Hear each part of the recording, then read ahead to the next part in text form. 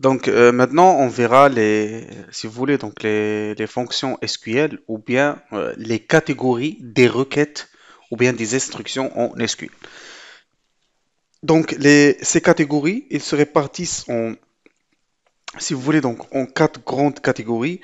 Et dans cette formation, nous, on va s'intéresser juste à deux catégories qui sont le DDL, c'est-à-dire Data Definition Language, ou bien le langage de définition de données, et aussi le DML, c'est-à-dire Data Manipulation Language, ou bien en français, le langage de manipulation de données.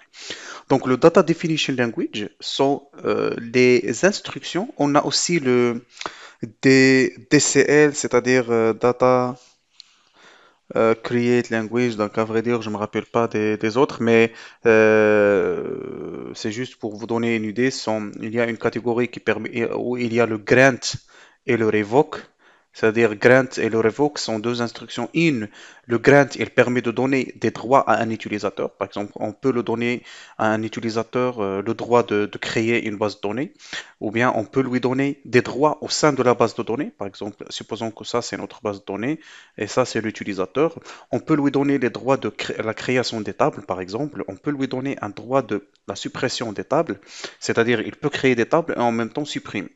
On peut le révoquer, c'est-à-dire on va lui retirer le droit. Par exemple, on peut lui donner ces deux droits, par la suite lui retirer le droit de suppression des données, c'est-à-dire même s'il va exécuter des requêtes de suppression des tables, le système va lui refuser la requête vu qu'il n'a pas le privilège pour le faire. C'est bon, donc c'est à peu près ça le grant et le revoke et par la suite donc la quatrième ou bien instruction. Instruction c'était ah oui donc pour le grant si vous voulez donc le grant et le revoke donc on appelle ça c'est DCL c'est-à-dire data le C, donc je me rappelle plus l'acronyme du C, language.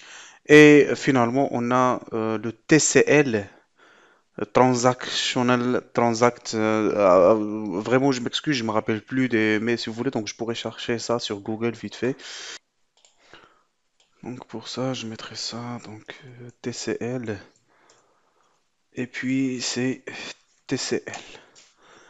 C'est DCL, non, c'est pas diplôme, on s'excuse. SQL, et puis TCL, SQL. C'est bon, donc juste pour avoir une idée.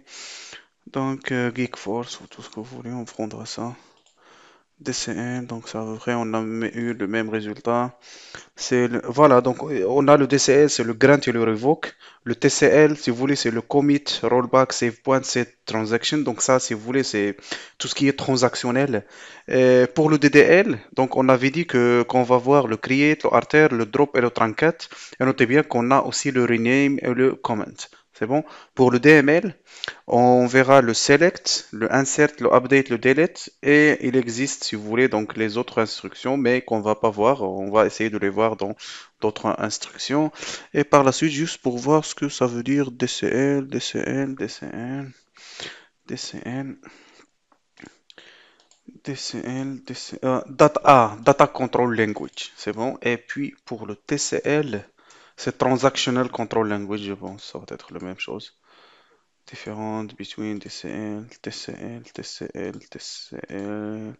Transaction Control Language. Donc voilà, si vous voulez un petit peu la définition des deux. Et voilà, donc on continue. Donc raise all. Donc nous, ce qui va nous intéresser, c'est tout ce qui est DDL et tout ce qui est LML, DML. Et au sein du DDL, on verra juste quelques instructions, ou bien les instructions basiques, le minimum nécessaire, et aussi la même chose pour le DML.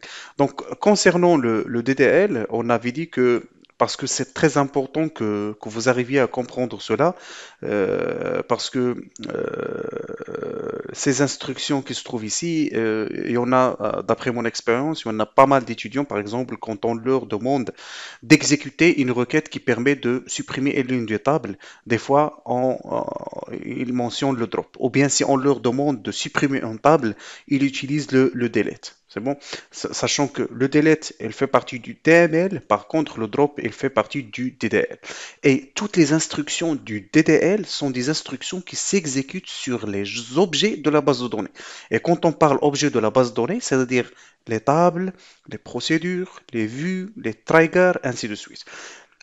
Les requêtes DML s'appliquent au niveau des colonnes de la table, c'est-à-dire les données qui se trouvent au niveau de la table. Par exemple, si je viens et je vous dis que je veux supprimer un utilisateur, automatiquement, vous allez dire que on veut supprimer un utilisateur. Un utilisateur, c'est pas des données qui vont exister dans la table, donc on va pas utiliser le delete, on va utiliser le drop, puisque les utilisateurs sont des objets de la base de données. Je veux supprimer une table, je vais utiliser le drop et non pas le delete et ainsi de suite. Et concernant le langage de manipulation de données, c'est-à-dire insertion, suppression, mise à jour et projection. Donc pour le DDL, à peu près c'est ça. Donc create, le alter, le drop et le trunket. Donc on avait vu ça au début de la première introduction générale.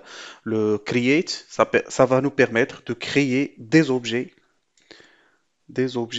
au niveau de la base de données. C'est-à-dire un objet qu'il s'agit d'une table, des utilisateurs, des vues, des déclencheurs, des procédures, de tout ce que vous voulez, tout ce qui est un objet au niveau de la base de données. Pour le créer, même une base de données, on utilisera le create. Le alter, cette instruction-là, il permet de modifier les objets de la base de données. Donc ça va permettre de modifier par exemple une table, une view, une procédure. Donc pour les vues et les procédures, il y aura une formation en SQL avancée et on verra ça en détail. Mais ce qui nous intéresse ici, c'est juste l'alter des tables.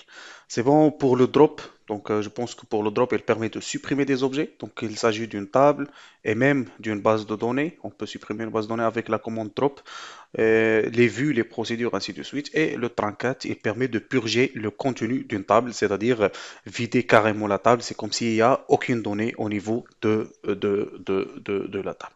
Concernant les requêtes DML, donc on a le select, c'est la fameuse requête qu'on utilise en SQL pour la projection des données d'une table. Par exemple, si on veut sélectionner des données de plusieurs tables, on utilise le select.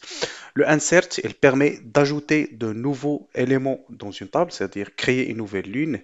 Le update, il permet de modifier les valeurs d'une ligne ou bien les valeurs d'une colonne. Par exemple, supposons que c'est ça notre table et on a une ligne, donc ça sont les colonnes.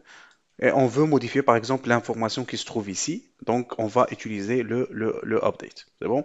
Et finalement, on a le delete, cette fonction-là, elle permet de supprimer des lignes depuis notre base de données.